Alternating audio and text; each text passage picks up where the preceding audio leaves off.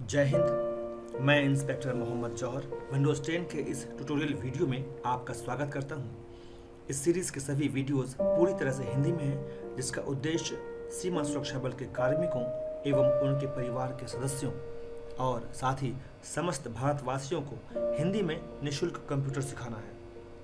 आज के ट्यूटोरियल का सब्जेक्ट है विंडोज़ 10 से सामान्य परिचय। विंडोज़ 10 एक पर्सनल कंप्यूटर ऑपरेटिंग सिस्टम है जिसे माइक्रोसॉफ्ट कंपनी ने डेवलप किया है।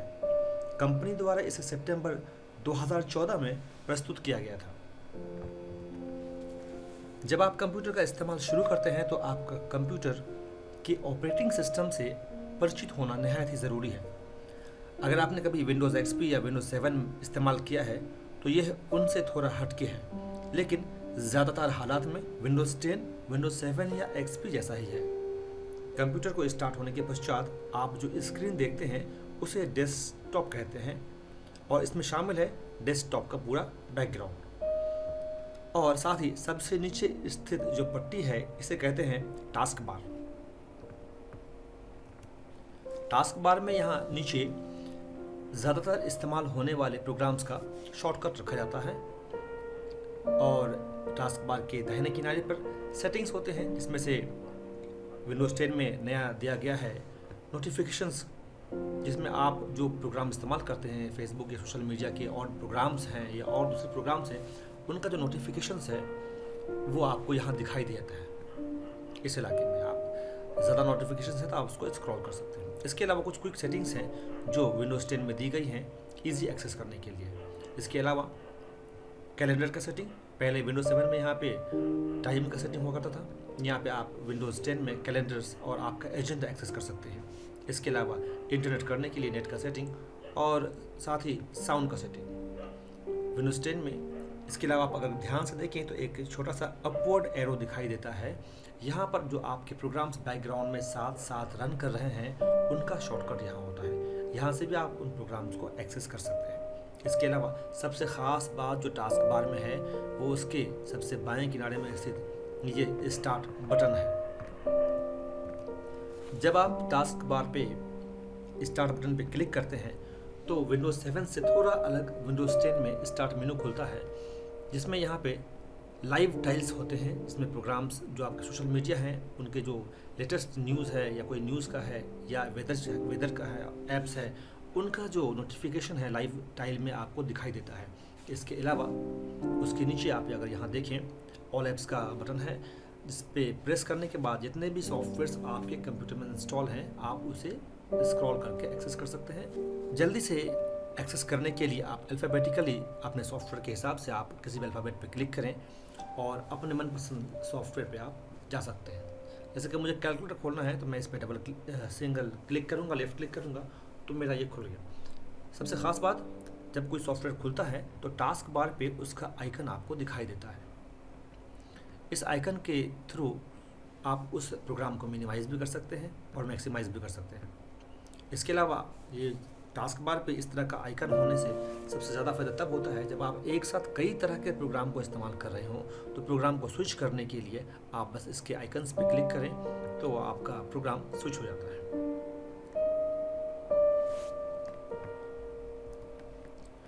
अगर आप कंप्यूटर का इस्तेमाल कर रहे हैं तो आपको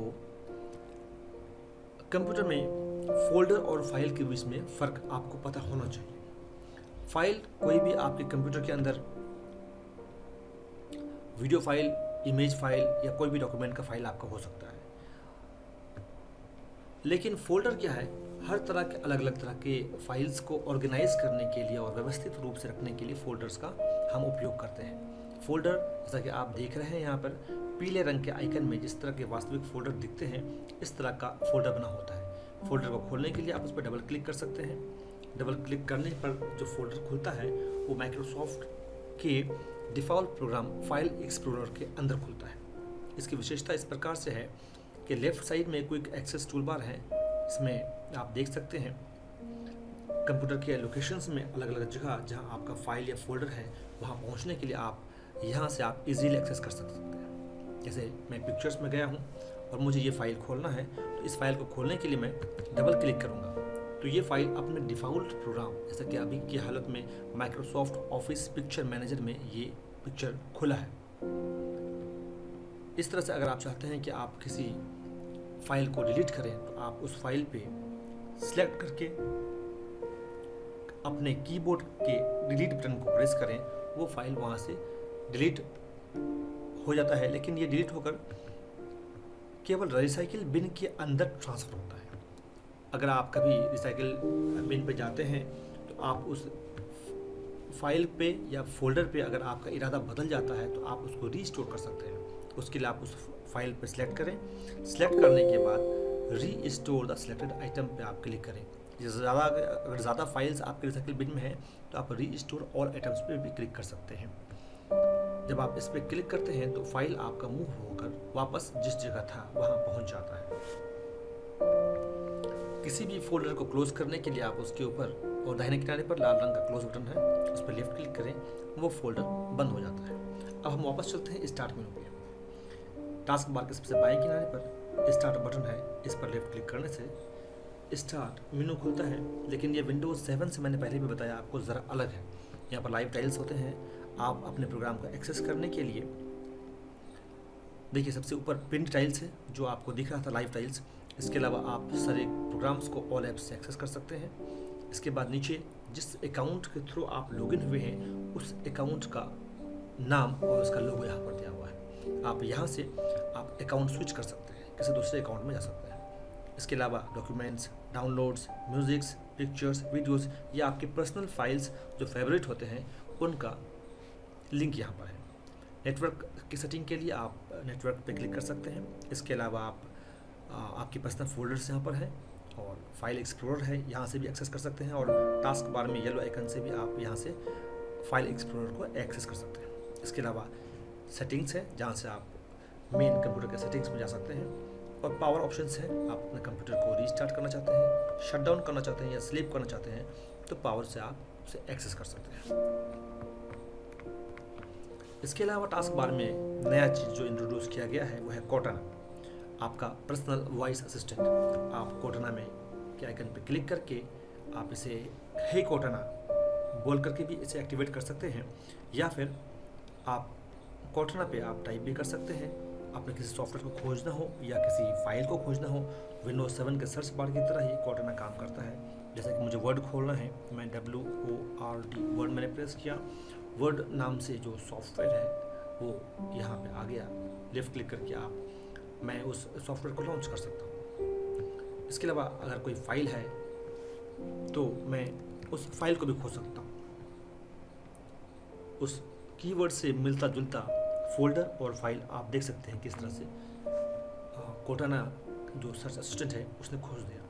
इसके अलावा उसके बगल में टास्क व्यू है। टास्क व्यू विंडोज़ 10 में बहुत ही अच्छी फैसिलिटी दी गई है, जिसके ज़रिए से आप जितने भी फोल्डर्स पे काम कर रहे हैं उस पर आप स्विच कर सकते हैं। जैसे डेस्कटॉप 1 के अंदर इतने सारे सॉफ्टवेयर खुले हुए हैं, इसके अलावा अलग अलग और भी आपके डेस्कटॉप आप बना सकते हैं। वर्चुअल डेस्कटॉप है ये, जो आपको आसानी से क्लटर फ्री काम करने के लिए ये सुविधा विंडोज़ 10 में दी गई है। आज का ट्यूटोरियल यहीं पे समाप्त होता है। हमसे जुड़े रहिए विंडोज़ 10 के बारे में और भी उसके विभिन्न पहलुओं के बारे में हम आपको यूं ही हिंदी में पूरी जानकारी देंगे। आप अपने दोस्तों को, अपने परिवार के सदस्यों को, अपने बच्चों को निःशुल्क कंप्यूटर के बारे में जानकारी दे सकते हैं। फिर मिलेंगे, तब तक के लिए धन्यवाद। जय हिंद, जय भारत।